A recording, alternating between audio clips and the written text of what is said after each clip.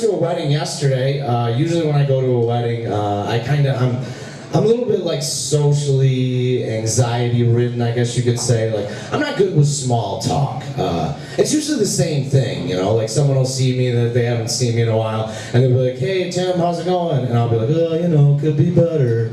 And I don't want to do that anymore, so I decided yesterday at this wedding that I was going to switch it up a little bit, you guys. So I threw a curveball, right? I waited for the first person to come up to me about 5 minutes into the wedding. It was my cousin Anthony, and he's like, hey Tim, how's it been going? And I was like, oh shit, you haven't heard, have you? And he goes, heard what? And I was like, man, like 2 months ago I ended up winning like 500 grand at the casino, right? Spent the whole amount on cocaine and hookers, okay? And a Ferrari. So I'm taking the Ferrari down the highway, right, doing about 90 miles an hour. Suddenly a squirrel comes running out. I swerve to miss the squirrel, roll the goddamn Ferrari. The cocaine in the briefcase in the trunk shoots up into the air, pops open. Suddenly now it's raining down like a narcotic snow globe on the highway. I'm freaking out because I know the cops are going to be there at any minute. So I start sniffing up as much cocaine off of the pavement as I can. I look up, here's the goddamn squirrel nose deep in a pile of powder. He goes jetting back out onto the road. Now I'm scared as shit once again, and he pulls a knife out of God knows where. Squirrels keep knives, jacks a fucking truck, gives me the nod that all squirrels do when they want you to go on an adventure. I get in the truck, we end up driving all the way down to Mexico. Without missing a beat, you guys, my cousin Anthony looks at me and he goes, holy shit, why didn't you bring the squirrel? Like, that motherfucker sounds like a party animal. I was like, I'd have loved to bring the squirrel, but we ended up getting to customs trying to get out of Mexico on a plane. Motherfucker had coke and a knife on him. You can't board a plane like that. But it's a squirrel. So, I just want to get kind of a scope of the room. How many people in here have kids? By a show of applause, how many people in here have kids? Yeah, give yourself a round of applause, because you deserve it. Because raising kids is a son of a bitch, you guys. I knew at least one of you guys in here had kids, because I seen them sitting out in a van in the parking lot when I pulled up. I gotta say, it's kind of warm for that, but kudos for giving them tablets. Like, they're not gonna notice you're gone, you guys. Hats off for that, you guys. I got 2 kids. I got a 10-year-old and a 14-year-old. I really love my kids, but like sometimes they annoy the shit out of me. I don't know if anyone goes through that. Like, my 10-year-old's been doing this thing lately, you guys, where he calls me bro. Like I'm just some kind of classmate, you know what I mean? He come up to me a couple days ago and he's like, hey bro, what are we having for dinner? And I was like, dude, stop calling me that. And he goes, why bro? And I'm like, because I'm the man that puts food on the table. I'm the man that puts a roof over your head. I'm the man that puts clothes on your back. The least you can do out of respect is call me dad. And you guys, it gives me that look like all your kids have probably gave you when they realize that they've been doing something, you know, that really bugs the shit out of you. And them sad eyes. And he leans in, you guys, and he gives me this big hug. And he whispers in my ear, whatever, bro. Whatever. I broke out the hug. I was like, you son of a bitch. He's like, you can't call me that. I was like, yeah, I can. I know your mom. Oh, shit. Used to be married to that bitch. Remember how that went? I'm stuck here with you during the week.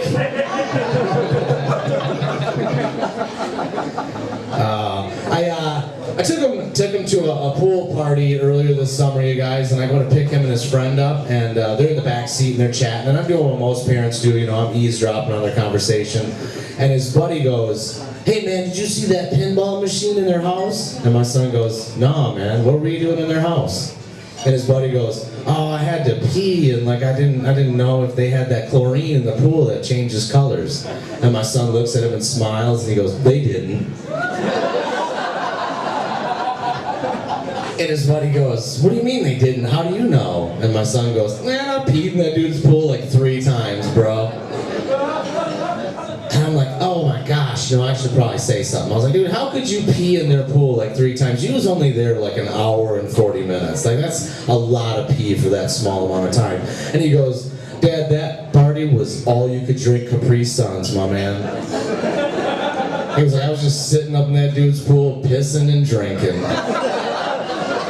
And I wanted to to say something like, that's not cool, that's not morally right, but I also didn't want to be a hypocrite because I went to that party last year, you guys, and I ended up drinking too many beers in there and shit in that dude's pool. So I found out from my 14-year-old that not only do they need food and water when they're growing up, but they also need Wi-Fi. Like, that's a thing now. Yeah. I was driving down the highway, going to the mall from where I live, and my son goes, "Hey Dad, where are we going?" I go, "We're going out to the mall." He goes, "Oh, no. That's like a 20-minute drive. I gotta get back to the house. I just put something on Instagram. I gotta see if I got any likes or anything." And I was like, "Oh, no. I'm not turning this car around to go back to the house." And then out of nowhere, he throws this shit fit where he's like, "If you don't turn this car around right now, so help me God, I will jump out." That's the point where most parents would be like, "No, buddy, don't jump out. We'd miss you so much." No, not me. Fuck that. I was like, "Dude, if you bail out this ride at 80 on the highway, I will give you $20 right now." Fucking do it. Bust a move, man. Because here's the thing, we all know kids make, threats that most likely they're never going to fulfill, you know what I mean? But if for some crazy ass chance my son bails out the ride on the highway, I'm going to be honest with you, that's not a kid I want to keep anyways, you guys. I don't know if he knows this, but he's not irreplaceable. Like, if you guys ask my girlfriend, it only takes me like 3 minutes to make another fucking kid. You know what I mean? All right, you guys, I had a lot of fun. Put your hands together for your host, Brian.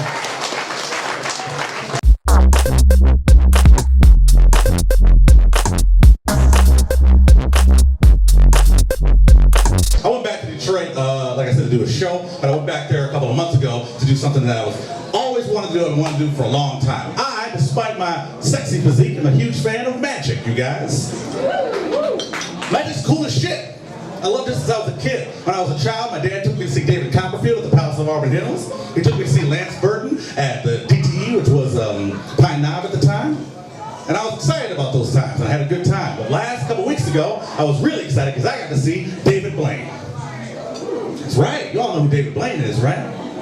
Now, what I was most excited about was not the fact that I was seeing David Blaine, but I got to see David Blaine at the Fox Theater in Detroit. Now, I was excited about this because there's a big difference between a room full of black people watching magic and a room full of white people watching magic. White people watch magic like this. Is this your card? Oh, it is. Very good. That's my card. It's very good at magic. Black people watch magic like this. Is this your card? Oh, shit, yeah, motherfucker! Goddamn! Oh, you a goddamn witch! Get the fuck out of here! Oh, that's some good goddamn magic! Now imagine that times 5,000 people, you guys. I was excited as shit about this. I get there, I go sit through the whole show. The show was fan-fucking-tastic. David Blaine blew our minds. The whole time, though, Detroit's got a personality, you guys. It's got character, you know? If they smell some bullshit, they'll tell you about it. And this happened during the whole show, but he took it in stride. He was very good at that.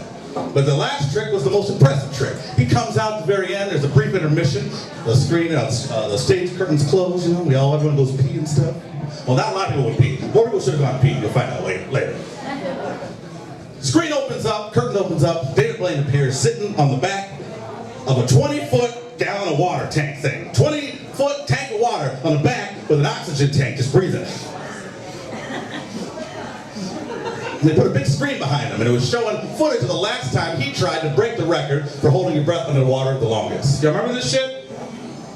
Nobody remembers that shit. It's 2007, man. They put it on TV and everything. Oprah hosted it for some reason. It was cool, man, because he's sitting on the back of this tank, and they're talking about how in 2007 he tried to do this, and he failed. And it was the biggest failure of his career, and he vowed to never fail at it again. So every night on that tour, he was doing this trick. So they put a big timer on the screen. They say, "Ladies and gentlemen, if you would like to try to hold your breath as long as David, do so now." And then David throws the thing down and jumps into the tank, and the whole theater goes,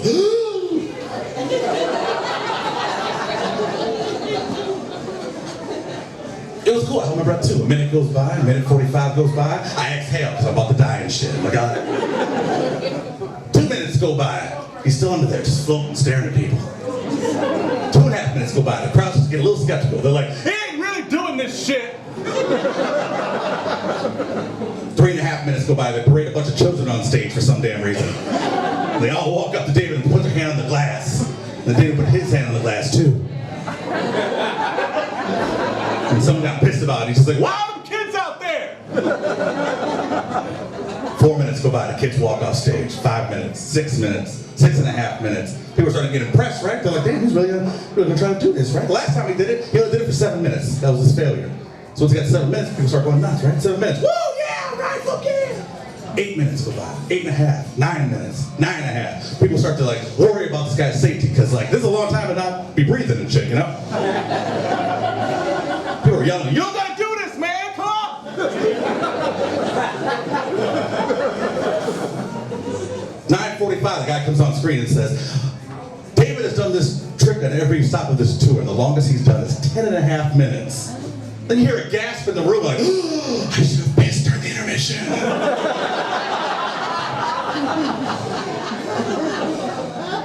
10 minutes go by. People start cheering, yeah, woo, fuck yeah, you got this. Break this record for Detroit. 10:15, he becomes a black dude, and one dude's just like, you my nigga David Blaine, you got this. Like, damn. 10:25, people start counting down. 10:26, 10:27, 10:28, 10:29, 10:30, whoa, fuck yeah, he did it. 10:30 goes by, he's still under the tank, but he's floating towards the top a little bit, shaking just like this. It's like veins popping out of his forehead and shit. We're like, you can come up now, man, you did it. 10:37, he finally gets pulled out of the tank, sits on the back of the tank just like this. They put a blanket on him and shit, like when you just got out of a house fire for some reason. People are standing up cheering, woo, this guy almost died for us, all right. He's sitting on the back of the tank still shaking and shit. Crowd starts to get a little quieter, we all sit down and shit, because the realization starts to set in, this guy could die in front of us at any moment. But that's when I was reminded that I was in Detroit, Michigan, because to break the silence, one gentleman stood up and just yelled, hey man, you all right? Hey, I'm Mike Logan, thank you very much.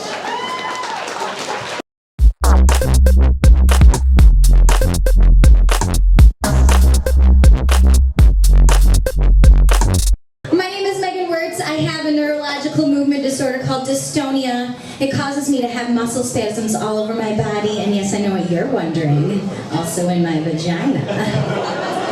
Oh yeah, it's like involuntary Kegel exercises. Ladies, you do your Kegels. You know how important it is to keep those muscles healthy, right? You gotta think about it, you gotta squeeze and release. Some of you are probably doing it right now. I am, I can't help it, it just happens. It's really good times. It's a perk of dystonia, guys. Not only do I have excellent parking wherever I go, I have a vagina like a vice grip. It's very, very good times. And then naturally when people find out about my spastic vag, because I tell them about it, you would too if you had a twitchy twat, pulsating punani, quivering queef hole, or as my husband likes to call it, Meg's magical muffin. You would tell them too, but when they find out, they're always like, can you have sex? I'm like, of course I can. It's just going to cost more this time. This is a specialty now. It is very, very special.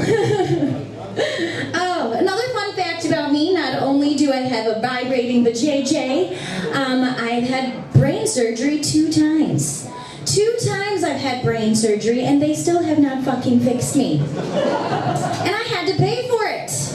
It's terrible, but a lot of things happen to you in the hospital after you have brain surgery. People are always coming in, they want to do tests. I remember very vividly, this woman came in and she was like, okay Megan, let's do some tests now. She was very peppy. I was on drugs, I was not. And she goes, okay Megan, I want you to subtract by 7, starting at 100.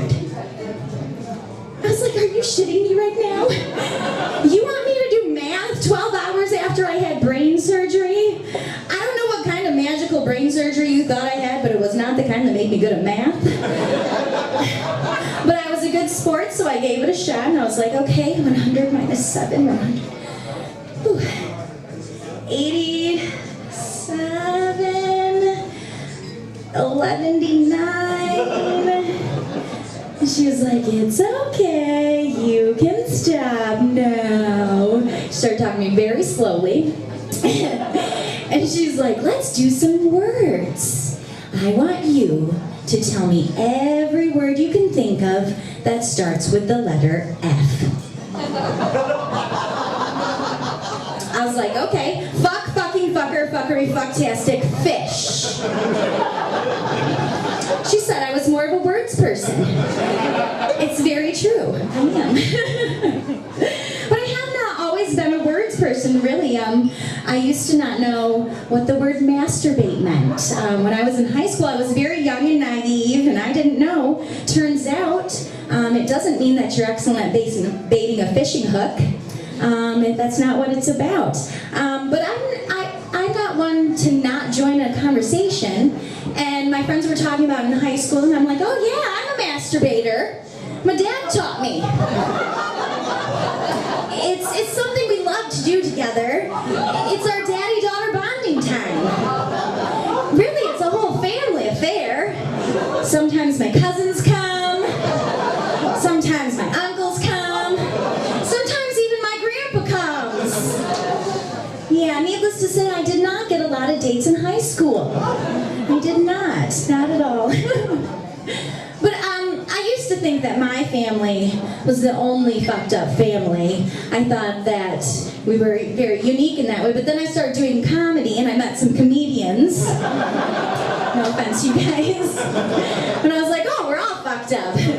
But in our own special way, you know? For example, every year for Christmas, my uncle, he gives me movies, DVDs of movies that I don't even like. Movies like Forrest Humps and Alice in Bonerland. It's porn, you guys. My uncle gives me porn for Christmas. Every year. But not just to me, but that makes it a little less creepy. He gives it to all of us, including my grandmother. Our family Christmases are wonderful when we're like, hey kids, let's go watch Rudolph the Red-Boned Reindeer. It's real good times. But I don't even like it, you know, I don't like it, but I still watch it because I was raised to be polite and it was a gift. And because, you know, I'm a sucker for a movie with a happy ending. If I think of it as a naked Hallmark movie, I have an easier time watching it. They're basically the same. The acting is terrible, and most people don't like to admit it that they enjoy them. But you guys, I have dystonia, but it does not keep me from living my best life. I still do karaoke. I love to sing karaoke. As a matter of fact, I was out a few weeks ago, I was up on the stage, I was all, and I will always love you. Yeah. Thank you. You can clap. Thank you. I am an inspiration. I'm an inspiration. I'm a shoo-in for something like The Voice or America's Got Talent. They love a disability story. They love it. Oh my gosh, I would win. I'm a shoo-in for really any contest, really. Any contest. Really, I'm a shoo-in. But anyways, I was up there on the stage and this guy joined me. He came up and he put his hand on my shoulder here and he put his other hand in the air and he's waving it like he just doesn't care, and I'm all, and I wish you joy and happiness, and I am so inspiring, and I was starting to feel it. I was feeling it, you guys. I was like, I'm an inspiration. I really am. And then later I found out he was just trying to faith heal me. It did not work. It did not work. I was very bummed about that. But do you know who loves disabled people almost as much, if not more than, a reality television show? Religious people. Religious people love disabled people. They're always coming up to me and they're like, I'm going to pray for you. God has a plan for you. And it's wonderful, you know, because I can use all the prayers I can get. And it makes me think, though. It makes me think. I'm like, God has a plan. Okay, well, I was doing pretty good before I got dystonia. I was a pediatric respiratory therapist, and I worked at the Children's Hospital. I literally saved babies' lives, and I breathed for them like an angel. And I can't do that anymore. So instead, I'm here telling all of you about my wiggly waffle. Or my clamping clam. Or as I said to my husband the other night, I was like, bring it on down to Twitchy Tuna Town. My point is, religious people love me. They really love me.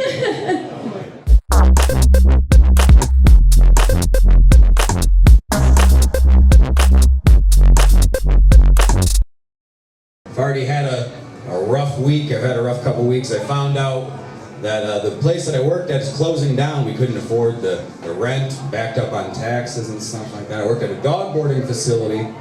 And so basically I spent about a week just telling people, we're closing down. I'm sorry, we cannot take your dog.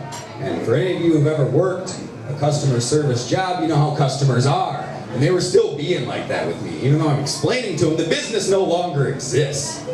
So this lady's talking to me, she goes, no, you have to take my dog. We set up this months ago. We are going out of town. This is extremely inconvenient. I go, yeah, I know. I gotta find a new job. Where are you going? Daytona Beach? I'm going to Indeed.com.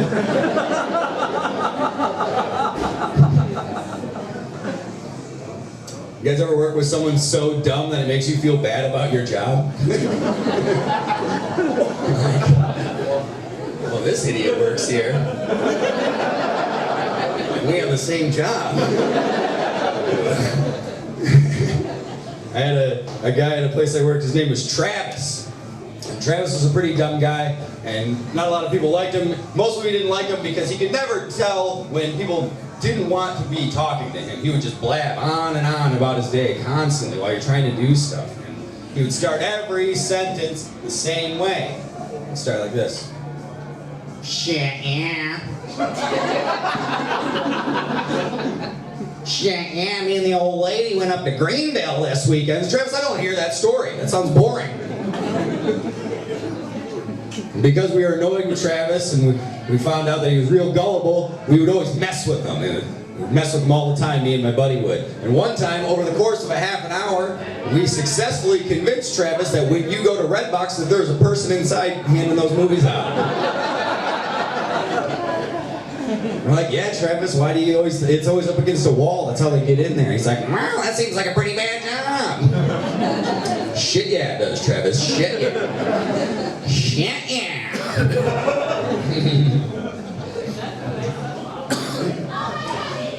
Oh, you guys. I listen to this radio station in town, it's called 94.9, you guys know what this is? No. It's a pretty cool radio station. They play mostly like old school hip hop and R&B. They play good music. One of my favorite things about that radio station is that they play like different commercials from the rest of the radio. They're mostly all hip hop and R&B themed. They're like a lot of local businesses. There's one it's my favorite commercial. It's for a place called the Smell Good Cafe. And this commercial starts off with some smooth R&B. We got a guy with a deep Isaac Hayes voice comes in, he goes, come on down, to Smell Good Cafe. We got perfumes, oils, colognes. But then in between all of that, there's a lady who pipes up and goes, smell good. It's an awesome commercial. And other businesses copy those style of commercials. Just regular businesses, you know, like car dealerships and stuff. They have their own hip-hop commercials, which is very embarrassing and dorky. You know, start off the same way with like a smooth instrumental. What up, it's John Flick, my homies.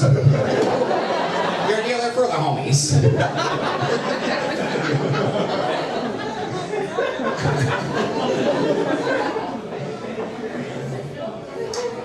I smoke weed, you guys, you can probably tell that. It's probably real surprising. Tell you though, I don't like stoners though. I don't like stoner guys. I don't know. They talk about it too much. They go on and talk about it. I don't have anything to say about it. I'm 30 years old. The only thing I have to say about it is I would like to buy some and thank you for selling to me. That's it. Not this guy. The guy that get it from, he calls it medicine now. Medicine. Who are we fooling with that? Nobody else talks about other medicines like that. when you go to CVS, the guy in the pharmacy is not like, I got a real good batch of medicine, want to try some out? Got that perp daddy insulin, want to do it up? No, my dad needs all that.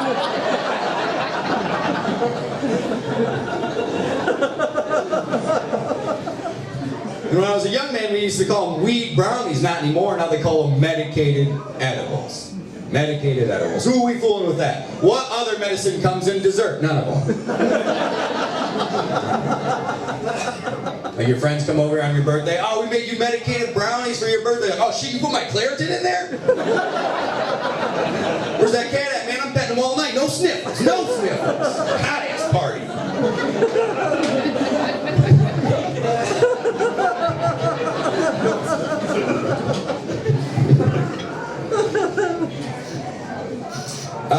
I feel like I'm of the last generation of people who are old enough to remember the first time they ever used the internet.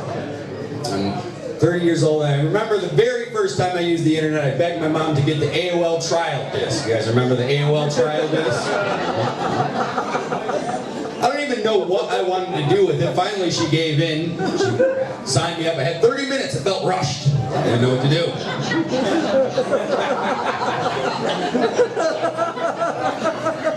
So the first thing I did, I tried to shoot off an email to DMX, the popular rapper. Said you could talk to anybody. That's who I wanted to talk to. DMX at AOL.com. The email read, hey DMX, I'm probably your biggest fan. If you're coming to Michigan soon, I'll ask my mom if I can go. Rough Riders for life, love Mike.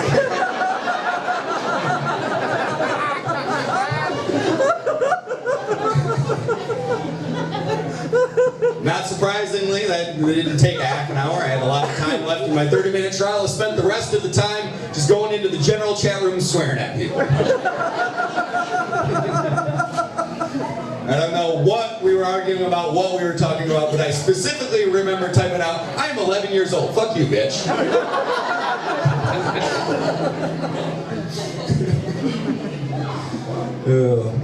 Internet's not fun like that anymore.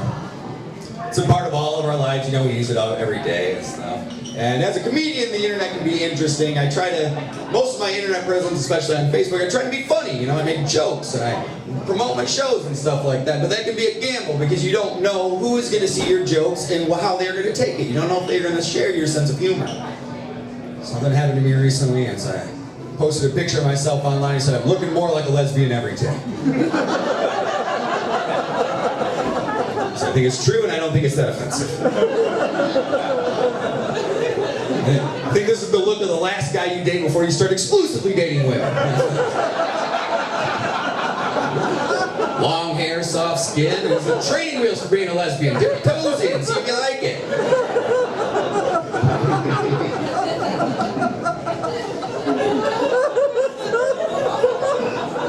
Again, I don't think it's that offensive.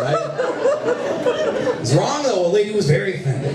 She posted rage comments on my status, a bunch of them. Couldn't even keep it to one comment she posted. I can't believe you post something like this. What does a lesbian look like? What does a straight person look like? What does anybody look like? Jeez. Just trying to make a joke, I turned my phone off, pretend I didn't see it. And then when I turned my phone back on, my friends had taken care of it for me. That's so much worse. That's so much worse. Because under what does a straight person look like, they put a picture of the pro wrestler Razor Ramon all oiled up in his underwear. Looking super straight. Then under what does a lesbian look like, guess what? They just put my profile picture. Alright, you guys, that's gonna do it for me right